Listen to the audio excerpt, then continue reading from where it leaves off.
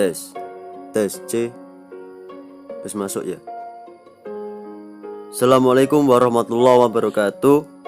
Kali ini saya akan membuat video guna memenuhi tugas ulangan tengah semester manajemen pelatihan dakwah.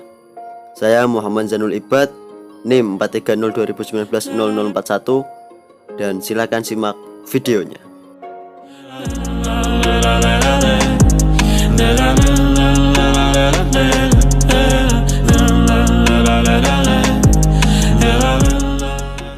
Baik teman-teman, kita mulai kepada materi. Maka kita harus mengetahui pengertian tentang manajemen pelatihan dakwah. Manajemen adalah organizing, staffing, dan controlling. Atau kita mengartikan secara istilah biasanya adalah seni dalam perencanaan untuk mencapai titik tujuan tertentu. Nah, maka dari itu manajemen pelatihan dakwah adalah perencanaan yang harus dilakukan dalam proses pelatihan dakwah.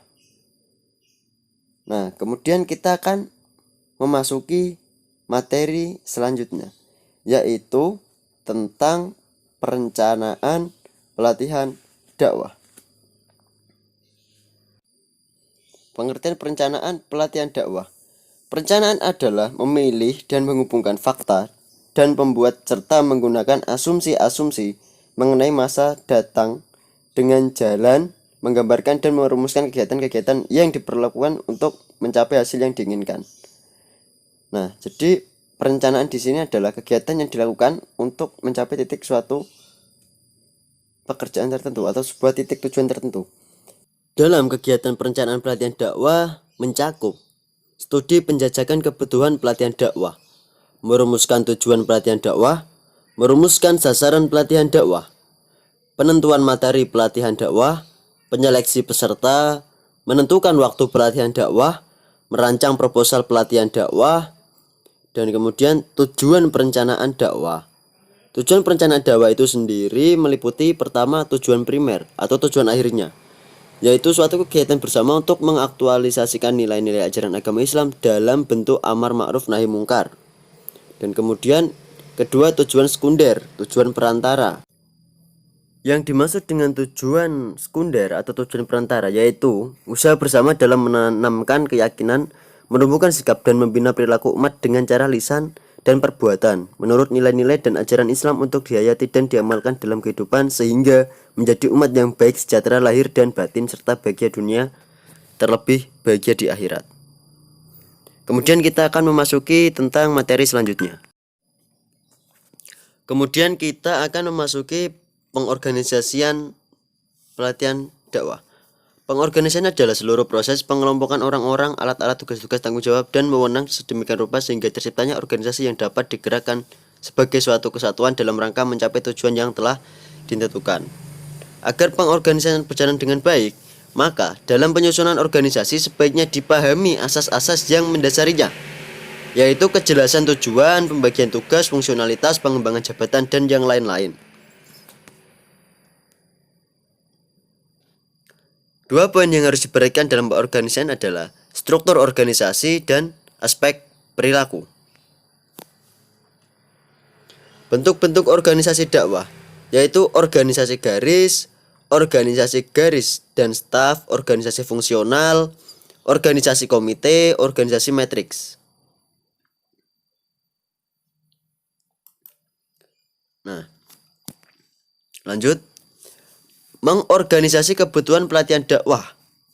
Poin-poinnya adalah merumuskan kerangka acuan, menggandakan bahan-bahan latihan untuk peserta, merancang survei kebutuhan latihan atau training need assessment para peserta latihan, kemudian merancang program latihan lanjut, melaksanakan dan menganalisis hasil survei latihan para calon peserta, merumuskan kebutuhan latihan tujuan, membentuk kepanitraan pelatihan dakwah. Untuk suksesnya acara pelatihan dakwah, maka harus dibentuk suatu kepanitiaan sebagai perealisasian pelatihan dakwah. Pengorganisasian pelatihan yang dibangun di atas visi keislaman, keilmuan, keterampilan, kedakwahan, dan pemberdayaan. Selain itu, visi pencerahan, peningkatan kualitas, dan keunggulan. Oleh karena itu, misi yang diemban adalah mengaktifkan, mengkreatifkan, memproduktifkan, mensinergikan untuk mencapai kesuksesan meraih tujuan bersama. Memilih orang yang tepat. Dalam apa? Dalam pemilihan panitia, kita harus memilih orang yang tepat agar efisiensi dan tugas panitia itu berjalan dengan semestinya. Pembagian kerja. Pertama pengarah, kedua manajer, ketiga sekretaris, keempat bendahara, bidang internal, bidang eksternal, dan kemudian kepemimpinan sebagai kunci pengorganisasian, yaitu pengambilan keputusan, konsisten, komunikasi yang baik, memberikan motivasi kerja, menciptakan kenyamanan kerja. Kemudian kita memasuki bab yang selanjutnya, yaitu tahapan pelaksanaan pelatihan dakwah. Beberapa tahapan dalam proses pelatihan dakwah antara lain adalah pembukaan, kedua proses belajar dalam pelatihan, ketiga penutupan. Pembukaan adalah sesi acara di mana biasanya seremoni dalam pembukaan pelatihan tersebut. Biasanya pembukaan berisikan tentang pembukaan dari MC, kemudian pembacaan surat suci Al-Quran, laporan kepanitiaan, sambutan dari instansi terkait, pembukaan secara resmi oleh pejabat terkait. Biasanya dalam prosesnya kan, dengan ini kami buka, deng deng deng deng. Kemudian penyematan tanda peserta, baik itu ID card ataupun yang lain ataupun PIN yang lain, kemudian secara simbolis disematkan kepada satu atau dua peserta, dan kemudian secara otomatis diikuti oleh peserta yang lain. Kemudian pembacaan doa dan ramah tamah. Ramah tamah ini biasanya diisi dengan lain-lain gitu. Pengumuman-pengumuman apa, dan kemudian menuju ke proses pembelajaran, persiapan. Misalnya kalau secara lapangan ramah tamah ini biasanya, oke, baik teman-teman peserta, pembukaan kita telah selesai. Sekarang persiapan untuk acara pelatihan dakwah, silakan alat-alat dan baju atau pakaian secara dress code-nya dipakai, silakan menempati ruangan ini bla bla bla bla, dan sekian lagi. Kemudian adalah proses belajar dalam pelatihan. Ini adalah proses utama karena pelatihan dakwah adalah ya harus ada proses belajarnya. Jadi kegiatan pembelajaran maupun pelatihan dapat dimulai setelah berakhirnya pembukaan. Biasanya sebelum proses pembelajaran dan pelatihan diawali dengan penjelasan program, baik tujuan, struktur program, peraturan, hak, dan kewajiban peserta, dan lain-lain. Jadi biasanya dalam acara pembelajaran ada suatu peraturan yang tidak boleh dilanggar. Jadi misalnya, oke, baik dalam pelatihan nanti kita memakai sepatu, tidak boleh ada yang memakai sendal. Nah, itu peraturan dasar dari dress code. Baju harus panjang, berkerah, tidak boleh memakai kaos. Nah, seperti itu, dan yang lain-lain. Kemudian penutupan adalah tanda berakhirnya prosesi acara pelatihan dakwah tersebut. Kemudian dalam perencanaannya, ini tahapan pelaksanaan ya. Tahapan pelaksanaannya kita juga mencermati pelatih dalam pelatihan dakwah. Jadi pelatih memiliki peran penting dalam pelaksanaan pelatihan dakwah. Ia dituntut memiliki kemampuan teknik dasar, edukatif, dan administratif. Di antaranya penguasaan materi pelatihan, pengelolaan program belajar mengajar, mengelola kelas, serta mampu menggunakan media. Media dalam ini mungkin seperti teknologi, laptop atau komputer dengan proyektor, menggunakan media misalnya penjelasan menggunakan PowerPoint. Nah, seperti itu, mempresentasikan materinya dengan menggunakan PowerPoint. Itu contoh penggunaan media. Bisa media yang lain, mungkin secara video konvensional. Kalau dalam pelatihan dakwah mungkin karena ini masih keadaan corona, bisa secara daring melalui entah medianya YouTube atau media yang lain. Maaf, tadi ada noise suara motor. Kemudian pelatih dalam pelatihan dakwah juga perlu perilaku yang perlu dimiliki seorang pelatih: terbuka, mau menerima masukan, tepat waktu, memiliki keterampilan mendengar. Tepat waktu. Nah, ini kadang kalau peserta telat itu ada konsekuensinya. Tetapi kalau seorang pemateri yang telat, kan sama-sama gini. Jika satu orang peserta itu telat, dia rugi hanya untuk dirinya sendiri gitu. kerugian itu hanya untuk dirinya sendiri. Tapi jika seorang pelatih yang telat, kalau telatnya 5 menit karena mungkin jarak dari apa? Kan misalnya selesai. Oke, sesi pertama selesai, kemudian lanjut pemateri kedua karena mungkin jarak jalan dari apa ya? Transit dari transit ke pada ruang pelatihan itu mungkin agak jauh, perlu waktu beberapa menit. Nah, habis waktu untuk jalan itu gak rugi hitungannya. Tapi kalau telat sampai setengah jam, 1 jam itu kerugian untuk semua peserta. Jadi ya kalau bisa sebagai pemateri itu jangan telat-telat lah. Kemudian untuk terlihat formalitasnya harus berpenampilan rapi, tidak bertindak sebagai tuan. Sebagai tuan ini ya dituankan gitu, harus gini, enggak. Fleksibel, sabar, praktis, menghargai peserta, berani, jujur, mempunyai rasa humor, ramah, adil, dan dapat mendorong peserta.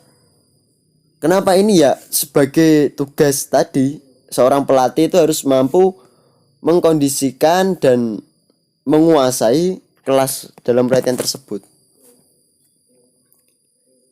Kemudian sasaran atau peserta pelatihan dakwah. Dalam prinsip andragogi, entah ini bacanya gimana, peserta merupakan peran utama dalam suatu pelatihan. Semua hal selain peserta pada dasarnya sebagai penunjang saja.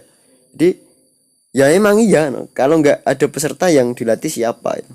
Jadi, hal itu mungkin muncul jika dalam pelatihan dilakukan apa yang muncul sesuai dengan prinsip andragogi tersebut. Setiap peserta pelatihan seharusnya memiliki perasaan sebagai anggota pelatihan. Nah, jadi yang harus dilakukan adalah setiap peserta dilibatkan dalam proses perencanaan pelatihan. Setiap peserta dilibatkan dalam pembagian tugas-tugas untuk kepentingan pelatihannya. Dalam diskusi tidak dimonopoli ketua kelompok, melainkan melibatkan semua anggota kelompok. Kegiatan ekstra dan kurikulumnya diserahkan kepada peserta untuk mengaturnya. Kemudian fasilitator yang sering mengalami kegagalan dan kesulitan dalam melakukan pendekatan terhadap orang dewasa. Kesulitan ini biasanya terjadi karena fasilitator masih menggunakan pendekatan secara tradisional, yaitu menghadapi kelompok sasarannya sebagaimana murid dan guru pada proses belajar mengajar di sekolah formal. Para pembaru sistem pelatihan orang dewasa merasakan adanya kejanggalan serta melakukan penolakan terhadap cara-cara tersebut di atas dengan mengemukakan konsep baru tentang pelatihan dan pelatihan orang dewasa. Metode pelatihan dakwah. Jadi banyak metode dan teknik dalam pelatihan dakwah. Maka dari itu harus pintar-pintar dalam memilih metode yang akan digunakan dalam proses pelatihan dakwah tersebut. Jadi agar proses pelatihan dakwah tersebut sesuai dengan apa yang diinginkan gitu. Hasilnya maksudnya. Hasil dari pelatihan dakwah tersebut kemudian sesuai dengan apa yang diinginkan. Nah, macam-macam metode pelatihan yang digunakan untuk orang dewasa. Metode pemasaran, metode curah pendapat, metode diskusi kelompok, metode diskusi panel, metode penguasaan, metode kerja kelompok, metode simulasi, metode bermain peran, forum. Nah, dari 9 metode tersebut bisa dipilih yang mana yang lebih efektif untuk orang dewasa. Kemudian mana tadi? Media pelatihan dakwah. Beberapa media bisa menjadi pelatihan dakwah, baik itu secara langsung bertatap muka dalam suatu ruangan ataupun secara daring, tidak bertatap muka. Nah, fungsi media dapat juga disebut sebagai penghayatan, pemula diskusi, informasi atau instruksional. Nah, kita harus memperhatikan beberapa hal, yaitu karakteristik media, pembagian media, pemilihan media, dan juga penggunaan media tersebut. Nah, di dalam media kita harus bisa mengkondisikan 4 hal tersebut. Kemudian kita akan lanjut kepada materi berikutnya. Oke, kemudian setelah beberapa materi tersebut kita akan masuk kepada pengawasan pelatihan dakwah.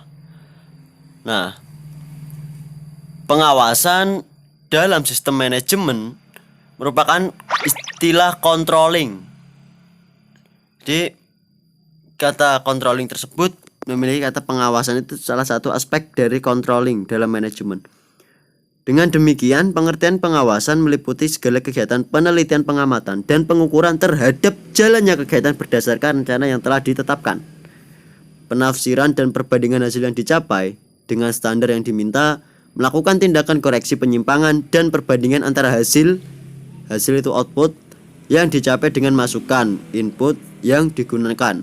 Nah, sedangkan menurut J.R. Terry, pengawasan adalah proses penentuan apa yang harus dicapai, yaitu standar apa yang sedang dilakukan adalah pelaksana, menilai pelaksanaan bila mana perlu mengambil tindakan kolektif sehingga pelaksanaan dapat berjalan menurut rencana yang sesuai dengan standar. Kemudian kita masuk ke tujuannya. Kenapa sih pelatihan dakwah? Astagfirullah. Maaf, tadi ada noise sepeda motor. Mengapa dalam manajemen pelatihan dakwah perlu diadakan pengawasan? Yaitu tujuan pengawasan yang pertama untuk mengetahui jalannya pekerjaan apakah lancar ataukah tidak. Yang kedua untuk memperbaiki kesalahan-kesalahan dan mengusahakan pencegahan agar supaya tidak terulang kembali ke jalan yang sama atau timbulnya kesalahan baru. Yang ketiga untuk mengetahui apakah pelaksanaan bisa sesuai dengan program, yaitu fase atau tingkat pelaksanaan seperti yang astagfirullah, sabar, maaf ya, sepeda motornya lewat terus. Ulang. Seperti yang telah ditentukan dalam planning atau tidak. Jadi pengawasan di sini mengartikan bahwa mengusahakan agar planning atau rencana awal itu tetap berjalan lancar hingga nanti sampai selesai, sampai terjadi output. Proses pengawasan pelatihan dakwah yaitu pengawasan langsung.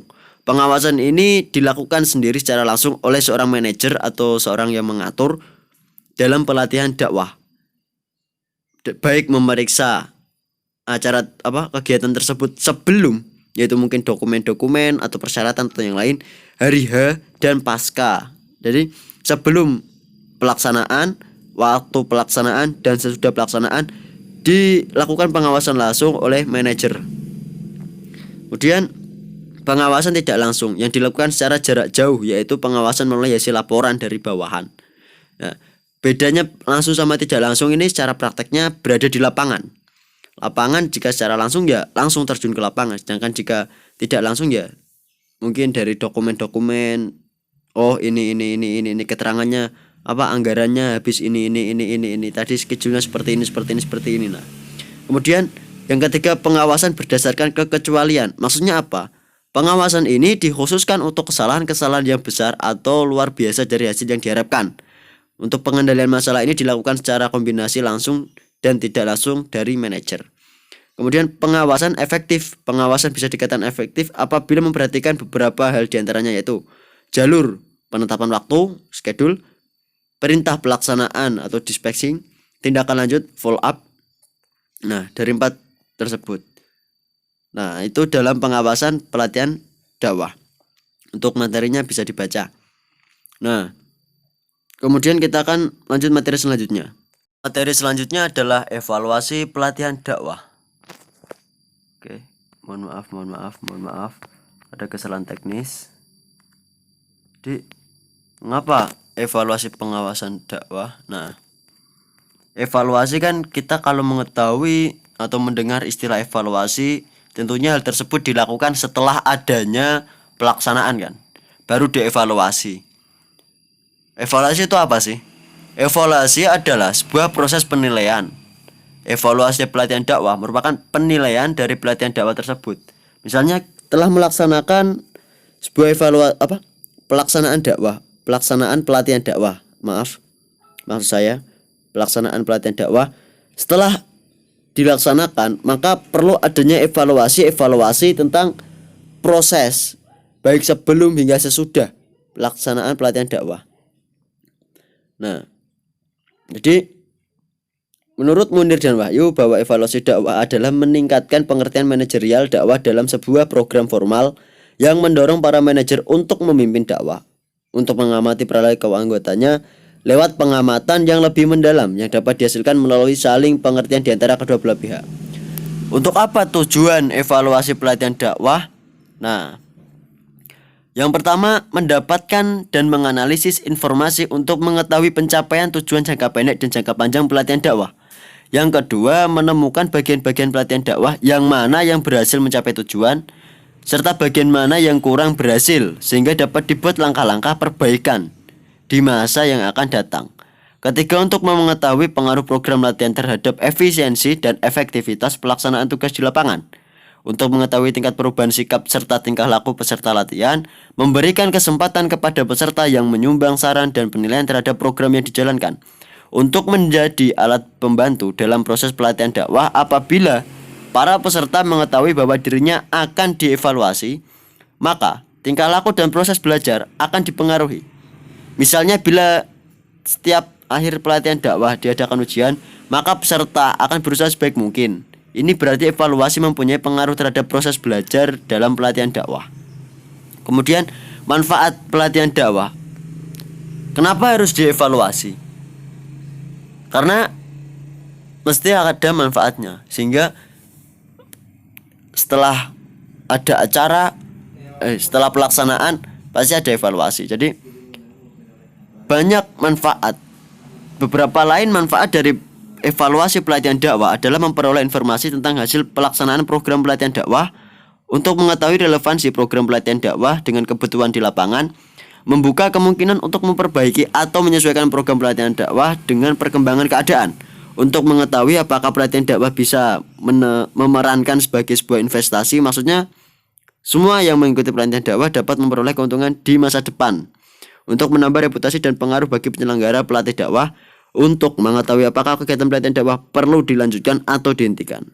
Jadi evaluasi ini nanti akan memiliki banyak pertimbangan. Lancar tidak, apa yang harus dibenahi, apa yang harus ditinggalkan. Atau jika acara ini berhasil, dilanjutkan. Jika acara ini gagal dan tidak sesuai target dan tidak ada manfaatnya, berarti dihentikan. Jangan buat acara seperti ini lagi. Itulah gunanya evaluasi. Dan untuk mendorong kita agar lebih baik lagi jika ada pelaksanaan pelatihan dakwah ke depannya. Demikian dari saya. Apabila ada kekurangan, saya mohon maaf. Saya akhiri, wabillahi taufik wal hidayah. Wassalamualaikum warahmatullahi wabarakatuh.